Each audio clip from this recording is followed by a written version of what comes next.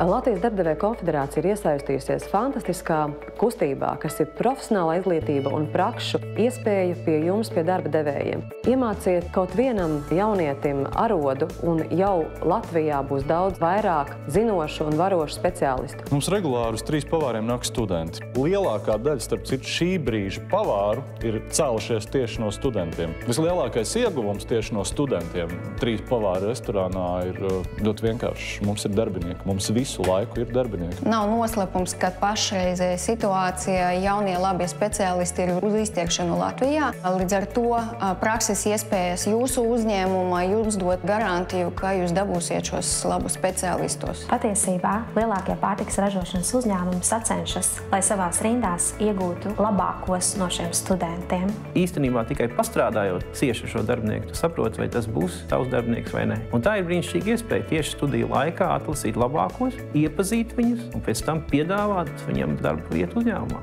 Olenfarma vidēji gadā uzņem 50 praktikantus. Mūsu pieredze liecina, ka pēc gadiem praktikanti ir saskatījuši Olenfarmā kādu iespēju attīstīties un vēlmi strādāt, un līdz ar to viņi atgriežas. Akciju sabiedrībā Latvenergo gada laikā praksi iziet 100 līdz 120 studenti. Mēs apzināmies, ka sniedzam milzīgu ieguldījumu jauniešu bezdarba līmeņa samazināšanā, jo uz katru no šiem audzēkņiem mēs skatāmies kā uz savu potenciālo darbinieku. Praktikanti, protams, aizņem laiku, bet mūsu piemērs rāda to, ka tas ieguvums ir lielāks nekā tās izmaksas.